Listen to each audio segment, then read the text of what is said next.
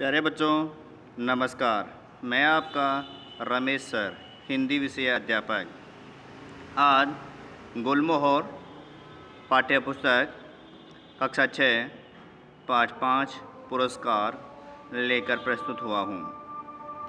इस पाठ में लेखक जयशंकर प्रसाद ने इस कहानी में एक कृषक किसान कन्या के उत्कट देश प्रेम, त्याग एवं बलिदान को वर्णित किया है। उस कन्या ने स्वयं के लिए राजा से प्राण दंड मांगा और अपनी करनी पर प्रायश्चित भी कर लिया। इस पाठ के माध्यम से बच्चों में देश प्रेम की भावना को विकसित किया गया है।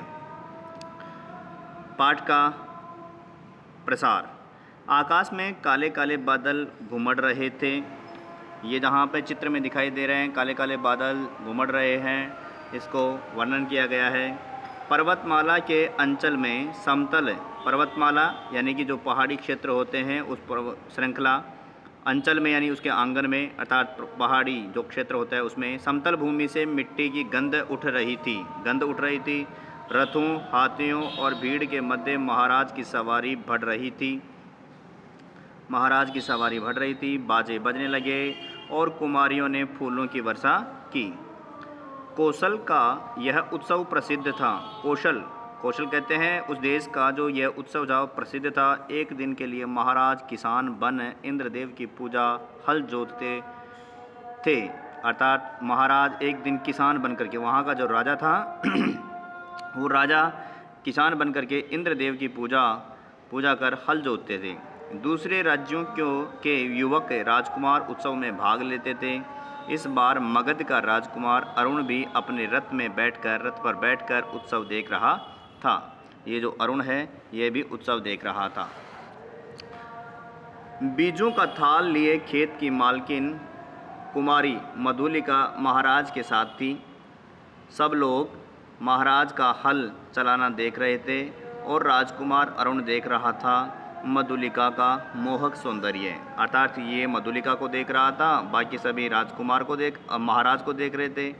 उत्सव का प्रधान कार्य समाप्त हो गया, जो प्रमुख कार्य था वह समाप्त हो गया। उसके बाद महाराज ने मधुलिका को खेत का पुरस्कार दिया और पुरस्कार देते थे। थाल में कुछ स्वर्ण मुद्राएं और थाल के अंदर कुछ स्वर्ण मुद्राएं भी थी। मधुलिका ने थाली सिर से लगा ली, अर्थात जो उनको पुरस्कार दिया उसको थाली को सिर से लगा लिया, किंतु साथ ही उसमें रखी स्वर्ण मुद्राओं को महाराज पर न्योछावर करके बिखेर दिया। अर्थात महाराज के ऊपर से न्योछावर करके चारों तरफ बिखेर दिया, अर्थात वार देते हैं। मधुलिका ने कहा, देव, अपने पितामहों की भूमि बेचना मेरे लिए अपराध है। अर्थात अपने दादा परदादा की जो ज़मीन होती है, भूमि होती है, उसको बेचना अपराध है। वृद्ध मंत्री ने कहा, अर्थात बूढ़े मंत्री ने कहा कि अबोध क्या कह रही है। अबोध यानी अनजान मूर्ख, राजा की कृपा का तिरस्कार। महाराज के संकेत पर मंत्री ने कहा, देव, वाराणसी के युद्ध के वीर सिंह मित्र की ये एकमात्र कन्या मधुलिका है।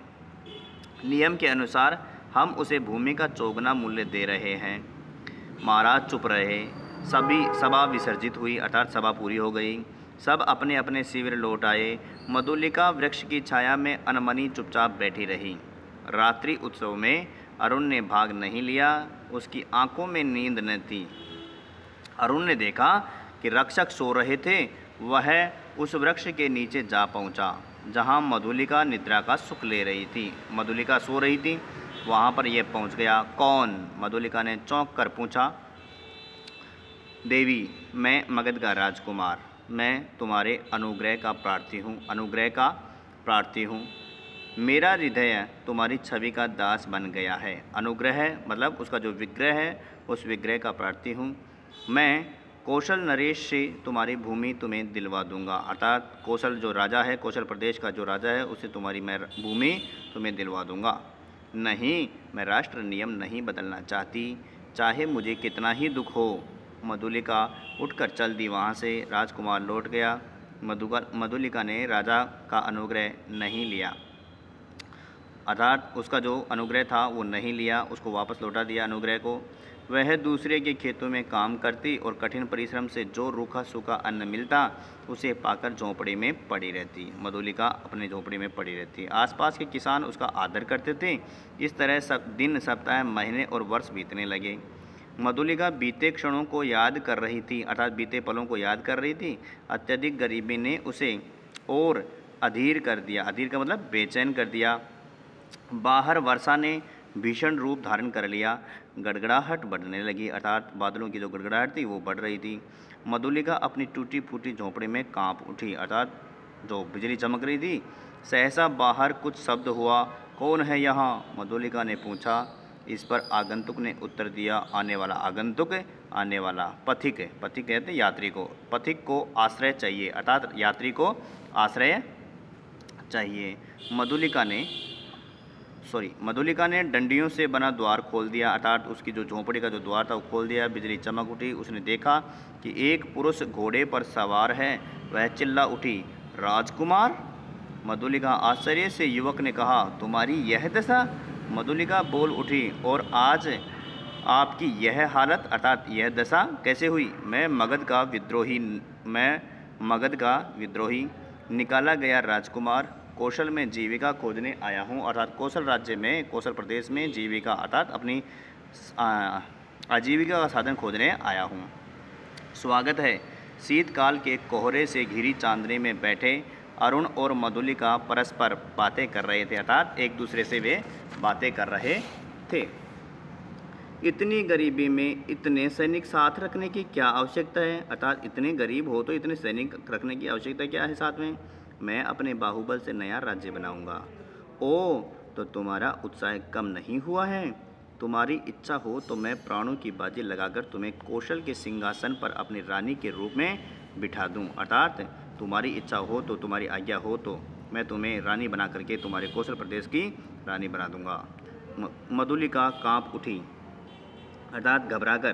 क्या यह सत्य है मधुलिका? कौशल प्रदेश अरुण कहता है, यह राजकुमार कहता है, यह सत्य है मधुलिका।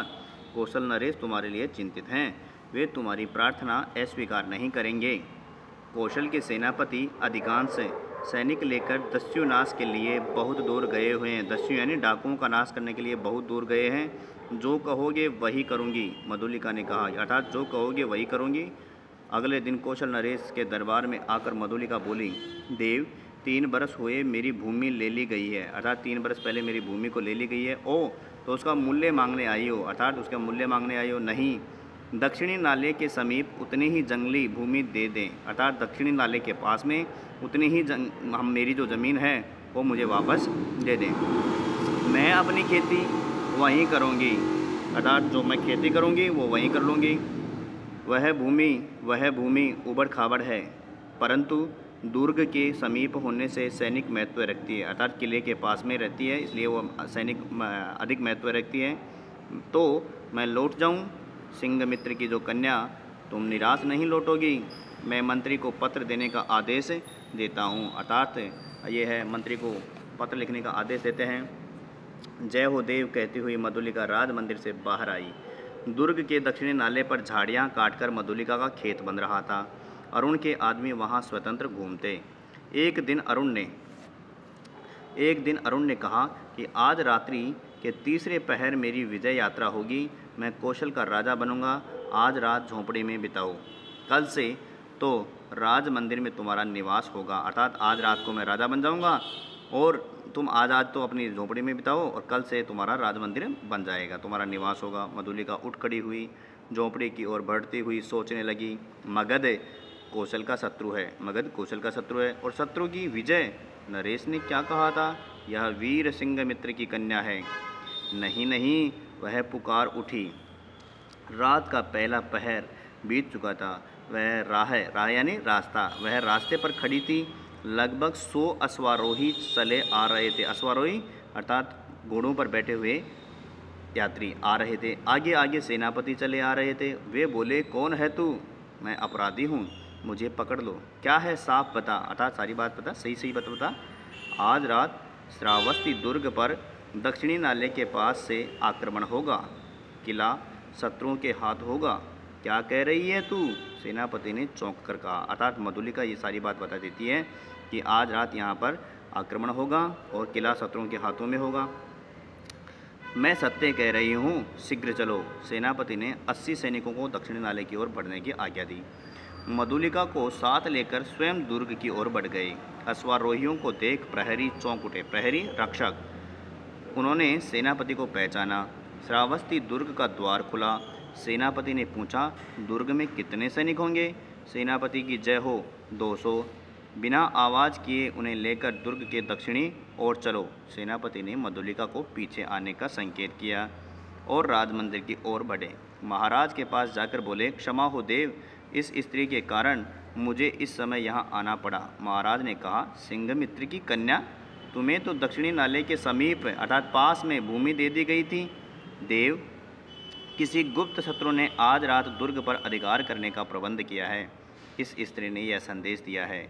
महाराज ने पूछा, मधुलिका, क्या यह सत्य है? हाँ महाराज, तुमने यह सूचना देकर पुरस्कार का काम किया है। महाराज ने कहा, राजकुमार अरुण अपने साथियों के साथ पकड़ा गया। बंदी अरुण को देखते ही जनता रोष से चिल्लाई और प्राण दंड अर्थात इस राजकुमार को प्राणों का दंड दिया जाए, उसकी हत्या कर दी जाए। प्राण दंड राजा ने सहमति दी। मधुलिका बुलाई गई।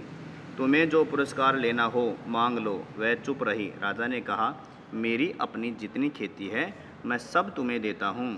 मधुलिका ने बंदी अरुण की ओर देखा और कहा, मुझे कुछ नहीं चाहिए। अरुण हंस पड़ा। राजा ने कहा, नहीं, मैं तुम्हें पुरस्कार अवश्य दूंगा, मांग लो तो मुझे भी प्राण दंड मिले। कहती हुई वह बंदी अरुण के पास जा खड़ी हुई।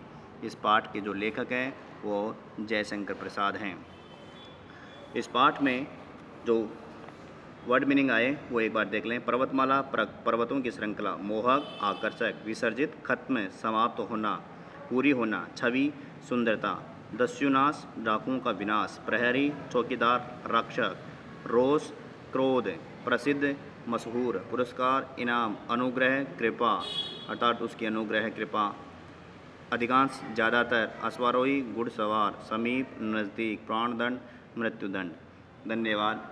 इस पाठ के जो प्रश्न उत्तर हैं वो आपको अगले वीडियो में प्राप्त होंगे।